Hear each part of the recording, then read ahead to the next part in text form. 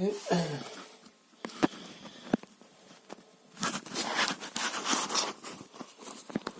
Pas très... Ça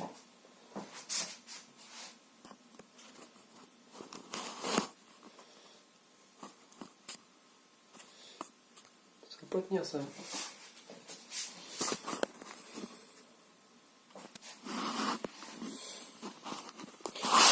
Faut que j'ai un petit pied de téléphone. Ouais. Parce que pour voir des films c'est bien, mais pour l'espagnol, bon c'est pas grave.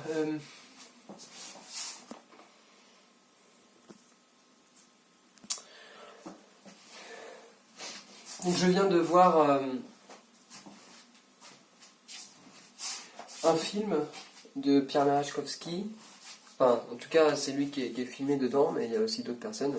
C'est sur la chaîne de Stéphane Elmatian. C'est un film qui s'appelle Les exclus parlent aux exclus. Les exclus parlent aux exclus. Et dedans, il parle, et ça parle de... Je ferme la porte aussi. Ça, je fais... Voilà. Comme ça, j'ai l'impression d'être un peu plus fermé. Il parle, et c'est monté par-dessus, et il y a du montage où ça recoupe. Et il y a plusieurs fois les mêmes passages qui reviennent. Et en fait, ça me donnait envie de parler aussi, et de me dire que la parole c'est, comme il dit, la vie c'est un torrent, mais la parole c'est un torrent, et il y a quelque chose qui parle comme ça, et il faut essayer de pas trop réfléchir, et c'est comme quand on a un tas d'hypnose, il y a quelque chose qui arrive et qu'il faut parler. Il faut parler comme ça, comme une sorte de transe, un petit peu de transe de parole. Transe de parole. Et la psychanalyse, c'est un peu ça aussi, c'est la transe de parole. C'est un moment où justement il n'y a plus les émotions qui sont là, qui captent, mais il y a quelque chose qui peut partir comme ça, comme un flot, comme un torrent. Et voilà, ce matin j'ai écrit mes rêves, parce qu'en fait c'était lui qui m'a dit ça, qui m'a dit que...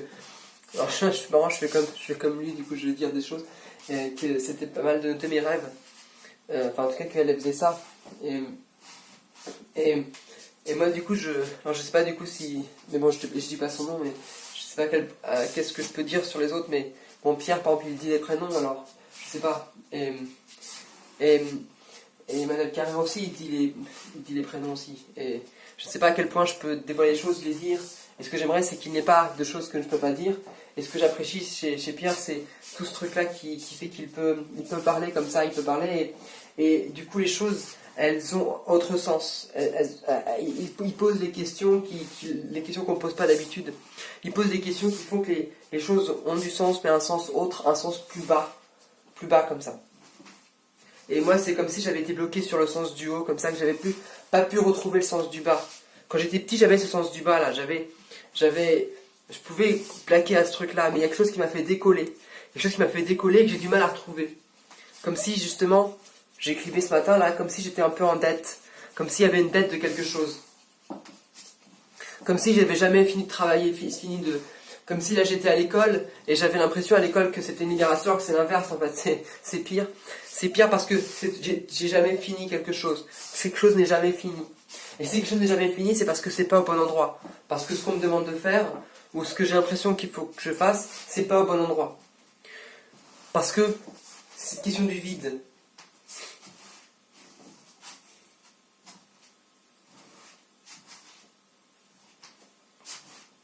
Et si je parle, si je travaille, c'est parce que je suis tout le temps en dette. Parce qu'il y a une dette qui n'a pas été payée, et que je suis toujours en train de la payer, pour atteindre le vide. Mais plus je la paye, moins je fais attention, et plus je reprends des dettes à côté. J'essaie de payer ma dette, mais du coup, je fais pas attention que c'est pas il suffit pas de payer ma dette, il suffit surtout de ne pas en prendre d'autres. Et je prends d'autres dettes, et que là où il faudrait travailler, c'est justement sur le moment où on prend des dettes tout le temps. Je me disais ce matin, en fait, bon, la question artistique, je m'en tape, ce qui m'intéresse c'est autre chose, c'est le côté plutôt, ouais, en effet, peut-être, je sais pas, spirituel, mais spirituel c'est con, spirituel, c'est très con, c'est plutôt la question de la chose et des vies, la vie, en fait, qu'est-ce que la vie. Et pareil dans la lutte, je m'en fous, en fait, ce qui compte c'est pas la lutte, ce qui compte c'est la vie. Mais c'est comme si justement, des fois on était obligé de lutter, on était obligé de se battre, on était obligé de se battre pour pour pouvoir vivre, parce qu'on ne peut pas faire autrement. On est obligé de se battre pour vivre, on est obligé de... Parce que c'est ça, ou sinon il n'y a pas d'autre solution en fait. Mais du coup, on en vient à oublier pourquoi on bat. En fait. Et si on se bat, c'est pour qu'à un moment donné, on n'ait plus besoin de se battre. On se bat pour abolir le fait de se battre. La lutte, c'est ce que vise la lutte, c'est l'abolition de la lutte. Pour qu'à un moment, il n'y ait plus besoin de lutter. Pour que les choses se fassent sans effort. Pour qu'il n'y ait plus ce moment-là. Et le but peut-être de l'art aussi, c'est le moment où il n'y a plus besoin d'art aussi. Voilà. Et c'est ce truc-là, en fait. Et pareil, si j'avais été à l'école, c'est pour qu'à la fin j'ai plus besoin d'école. C'est lutter pour l'abolition de l'école. Voilà. Et si je travaille, c'est pour l'abolition du travail. Et c'est ce truc-là que j'ai perdu, puisque en fait, je suis toujours en train de retravailler, toujours en train de lutter, toujours en train de faire un truc artistique, alors que je devrais viser l'inverse. Je devrais viser le vide, pour le coup. Et voilà. Et si je parle, c'est pour l'abolition de la parole. Et ce que j'aimerais, si je parle, c'est précisément pour ne rien dire. C'est pour qu'à la fin, je n'ai plus rien à dire. Parce que tout aura été dit, ou alors il n'y aura plus quelque chose qui sera vraiment important à dire. C'est le moment où je n'ai plus rien à dire, que ce que je peux dire peut avoir une valeur. C'est ça qui est important. C'est ça qui est important. C'est ça qui est important. Et tout ce que je dis, je le sais déjà. Tout ce que je dis, je le sais déjà. Et il ne s'agit pas de comprendre, il s'agit de pas comprendre ce que je dis. Parce que si je comprends ce que je dis, je le comprends à l'avance. Et je l'anticipe et je le contrôle. Et je ne veux pas contrôler ce que je dis. Je ne veux pas penser ce que je dis. Je ne veux pas rien comprendre. Pierre dit, je ne veux pas avoir de discours. Parce qu'avoir des discours, je ne veux pas dire quelque chose. Parce que dire quelque chose, c'est avoir du pouvoir sur d'autres. Et je vais avoir du pouvoir sur personne. Et ce que je veux, c'est avoir un discours, mais on peut faire un discours sans avoir quelque chose à dire. Un truc comme ça. Et j'aimerais aussi ne rien avoir à dire. J'aimerais ne rien avoir à dire pour dire quelque chose sans savoir ce que c'est. Parce que d'un seul coup, c'est comme quand je fais de l'hypnose, je sais pas ce que je ressens à l'avance avant de le ressentir. Parce que il y a quelque chose qui est là, mais que je ne le sais pas. J'en ai pas conscience. Et il faut laisser venir l'inconscient, il faut laisser venir en fait le mouvement réel du monde, les choses telles qu'elles sont, il faut qu'elles arrivent comme ça dans le corps, et le corps devient un médium, devient juste un outil, un catalyseur, en fait un tunnel, et les choses arrivent, mais le corps il ferme sa gueule. Enfin non, en fait la bouche n'articule pas, mais simplement la bouche est ouverte et laisse passer quelque chose, laisse passer du son. Et c'est pareil, la conscience, elle arrête de dire quelque chose, mais elle ne dit rien, elle se laisse ouverte et elle laisse passer quelque chose comme ça. L'école ne peut pas faire ça. L'école n'est pas l'endroit médiumnique dès le moment où il y a des dispositifs d'évaluation, dès le moment où il y a des bilans, des ECTS et auxquels je suis contraint. Donc, ça veut dire quoi? Ça veut dire que ce travail-là ne peut pas être inscrit au sein de l'école, je serai toujours à payer des dettes, je ne peux même pas envisager un truc qui ne pourra pas tenir dans quelque chose comme ça. Donc il faut dévier. Il faut dévier le bilan, il faut dévier le travail vers autre chose. Il faut destituer le bilan en visant à côté de bilan. Voilà. Comment ne plus dépendre du bilan? Si je dépends du bilan, c'est parce que j'ai peur. J'ai peur de tomber à côté, j'ai peur de cette déviation, j'ai peur de tout ça, parce que le bilan remplit quelque chose qui est de l'ordre de la reconnaissance et de l'amour. Et j'ai passé à côté de ça. Parce que il y a la question de l'amour et j'ai passé à côté de l'amour.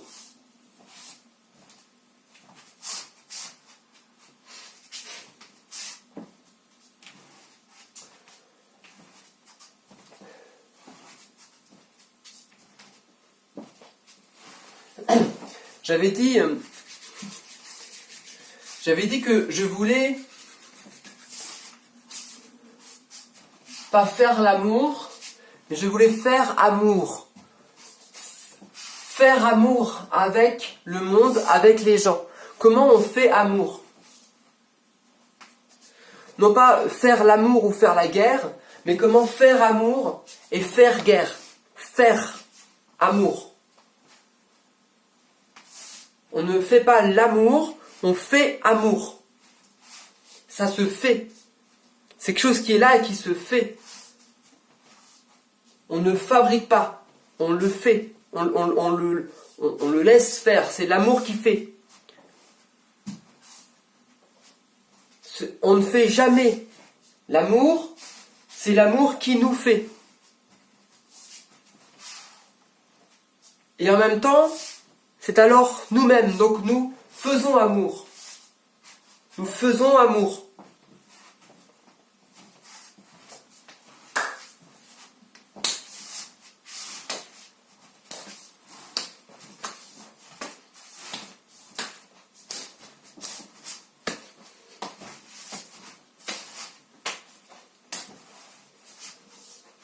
Quand j'étais petit, je faisais amour avec le monde.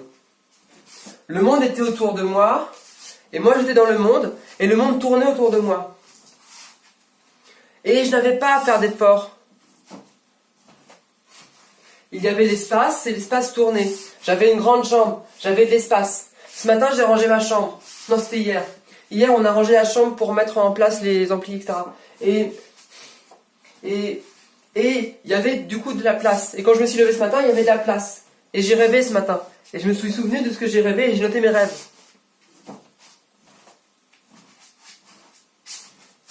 Et là, tout à l'heure, j'ai rangé aussi. Et je me suis dit, il y a plein de choses que j'ai pas rangées chez moi. Il y a plein de choses. Et je me dis, peut-être que si j'arrive pas à habiter mon corps, mon esprit, c'est aussi parce que je suis toujours pas installé ici.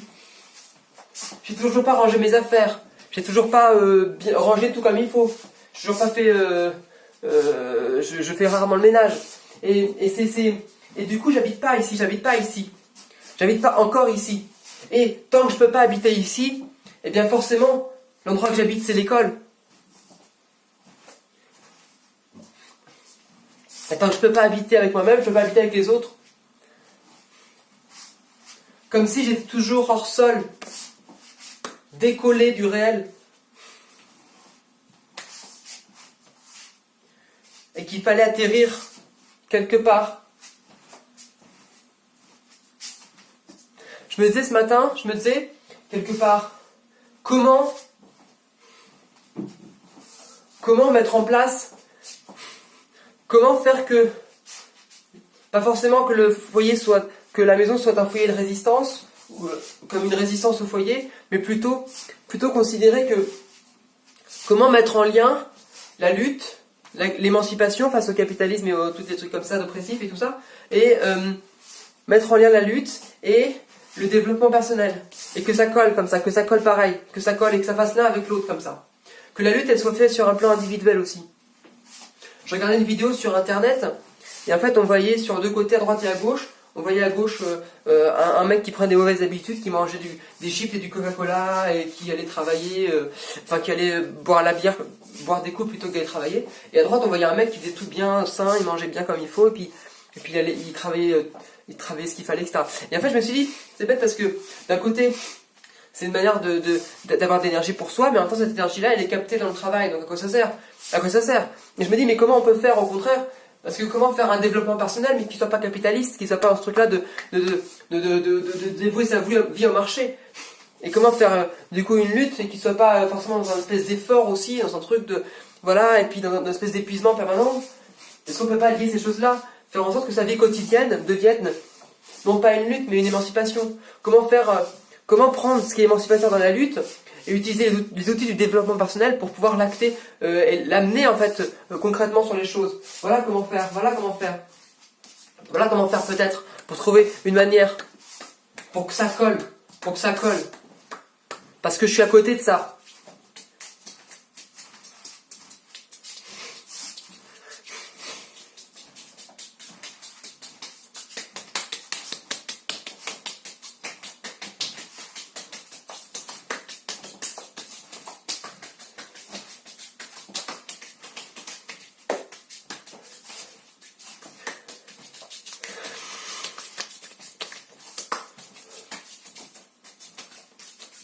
Je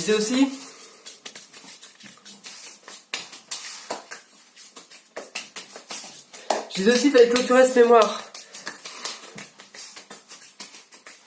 Et en fait, c'est pareil, c'est que tant que je produis, tant que j'ai des choses, tant que je lance des sujets, tant que je fais des trucs comme ça, mémoire il s'ouvre, mais quelque part c'est comme si je m'étais dit bah il fallait que je finisse quand même, il fallait que quand je mets une vidéo en ligne, faut que je la remette dans le mémoire, faut que je la mette en HTML, faut que je fasse quelque chose, et forcément tant que je fais ça, j'ai jamais fini, et ça frotte, parce que d'un côté j'ai envie de faire plein de choses, de parler de plein de choses, de faire plein de trucs, et de l'autre côté le mémoire il est jamais fini. Le côté mémoire, il faut, alors qu'il faudrait juste le finir. Alors peut-être qu'en fait le truc c'est ça, c'est que j'accumule des dettes, mais les dettes c'est aussi de la production, c'est aussi important, et que quelque part ce que je peux faire c'est juste dévier ça, et me dire que le processus de production je l'amène autre part, et que je produis mais autre chose, dans un autre cadre, voilà. Et peut-être qu'il faut que je produise mais dans un rapport sur une autre chaîne YouTube, et que cette vidéo là je vais pas la mettre en mémoire mais je vais la mettre sur une autre chaîne YouTube. Ce sera ça le rituel de clôture. Ce sera pas une clôture en fait, ce sera juste une déviation de passer à côté des mémoires, passer à côté. Comme ça le mémoire, hop, là j'ai juste à le finir.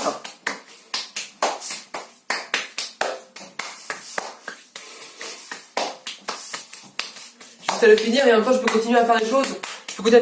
Et à côté. Parce qu'il n'y a plus cette dette là, Ce matin je regardais des choses sur les dettes inconscientes.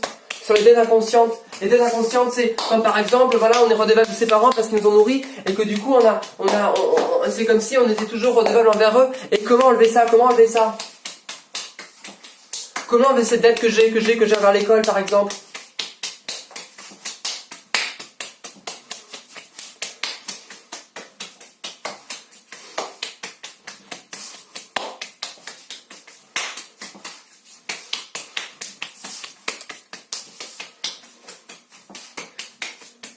Il y a des choses que j'arrive pas à faire encore, il y a des choses que j'ai beaucoup de mal.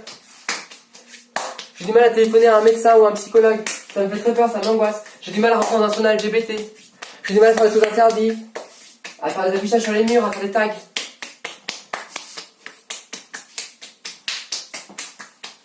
Et pourtant il y a des choses qui se débloquent, tout le temps. Au niveau émotionnel.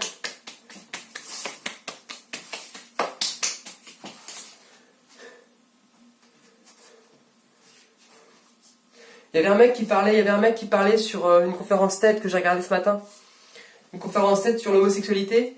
Et il disait que l'homosexualité, c'était des gens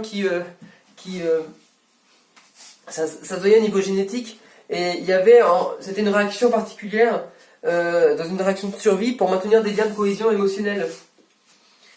Et que les homosexuels avaient plus d'intelligence émotionnelle. Et c'est comme si moi je m'étais protégé de ça. Parce que c'était dangereux toujours. Cette sensibilité-là, c'est dangereux. Dangereux aussi, dangereux aussi, dangereux. Et qu'il y a ce truc-là comme la peur, comme une angoisse, comme qu'elle a quelque chose qui me prend comme ça, qui me prend et qui m'empêche de parler. Comme si depuis très longtemps, depuis tout petit, depuis le moment où ça s'est décollé comme ça, il y a un moment où il y a des choses que je ne pouvais pas dire parce que c'était dangereux, Et quand F m'a dit la semaine dernière, que nous étions en France et que c'était un pays de libre expression, eh bien, je savais pas comment le contredire, mais j'étais pas d'accord avec lui. J'avais l'impression que moi je ne pouvais pas. J'avais l'impression que mon expression, elle était bloquée. Et que je ne pouvais pas tout dire parce que c'était dangereux, possiblement. Qu'à l'école, je ne pouvais pas tout dire parce que c'était dangereux, possiblement. Parce qu'il y a des gens qui se sont fait virer plusieurs fois, plein de fois, tous les ans. Et même ça, par exemple, j'ai l'impression que je n'ai pas le droit de le dire. C'est bizarre quand même. Et puis, je vois par exemple des gens, je vois un blog, je me souviens d'un blog qui s'appelait sortirdutravail.org, et la personne disait que elle était anonyme parce que en fait, si jamais elle parlait, elle avait peur de ne plus retrouver un emploi derrière. Et moi c'est pareil, j'ai peur de pas avoir assez d'argent, de ressources, etc. J'ai peur de pas pouvoir trouver un emploi par exemple, ou de dire un truc qui sera pas comme il faut, et après d'être mis de côté, parce que j'aurais pas les moyens de me défendre. Et pourtant j'ai des moyens. Et il y a plein de gens qui n'ont pas de moyens de se défendre. Et que quelque part on peut dire que ce qu'on peut dans la vie. On dit pas ce qu'on veut, on dit ce qu'on peut, parce que c'est uniquement à condition qu'on puisse se défendre, et que des fois il y a des choses qu'on peut pas dire parce que c'est dangereux pour nous. C'est dangereux parce que si on le dit, ben du coup on peut passer à côté, et à côté il n'y a plus rien.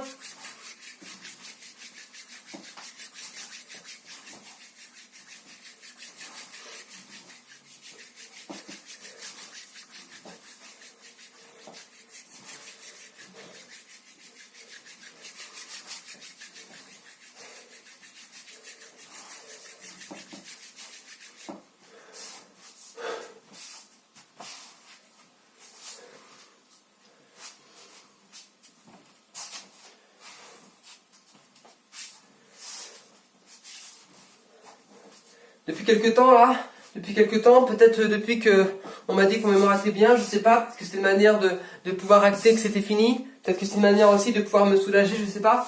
J'ai l'impression d'être moins dur. J'ai l'impression qu'il y a un processus qui fait que je me censure moins, je me contrôle moins, je fais moins attention à ce que je dis. Je suis moins dans une sorte de contrôle permanent ou d'une honte. Mon surmoi m'écarte un petit peu, mon surmoi s'écarte, il laisse un peu de marge, il laisse un peu de marge. Comme si j'avais moins peur quelque part. J'ai pu reparler à ma mère, à mon père.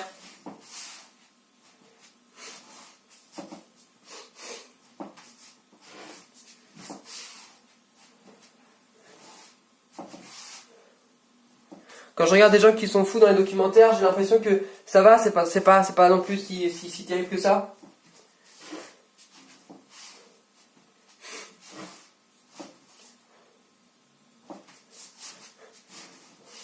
À un moment, je m'étais rendu compte que j'avais peur d'être fou comme mon père.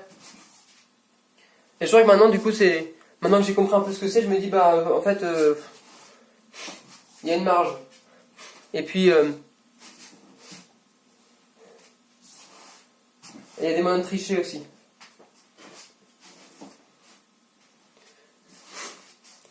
Entre la folie et l'art, il y a juste une question de statut et de cadre.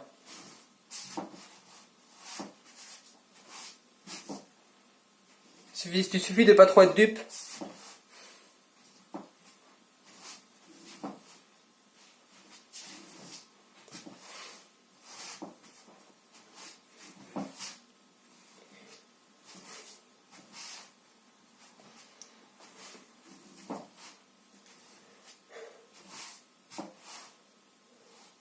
Faire comme du chant. Être comme un médium. Le corps est un médium, la parole est un médium et toute la partie de moi est un médium. Toutes les parties de moi sont des médiums. Il s'agit d'élargir le cadre pour laisser passer les expressions qui ne passent pas.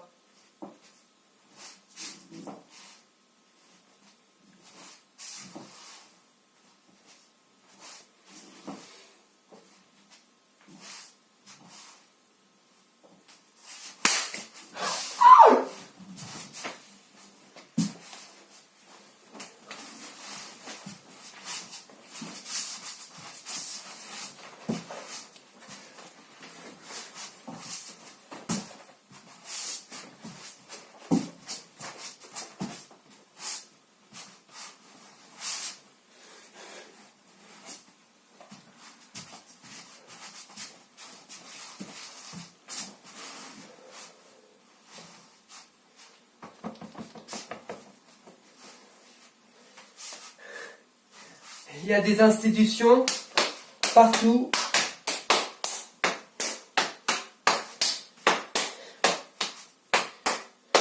Il y a des institutions en moi et je ne veux pas détruire l'école, mais je veux détruire l'école qui est en moi.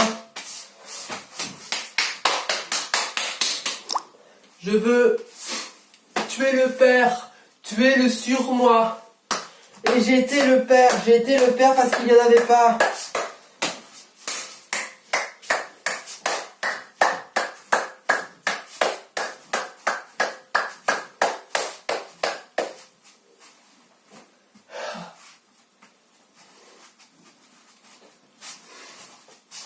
Et il n'y a plus de spectateurs, il n'y a plus de spectacle, il n'y a plus rien, il n'y a plus rien, il n'y a plus rien, il n'y a plus rien à dire.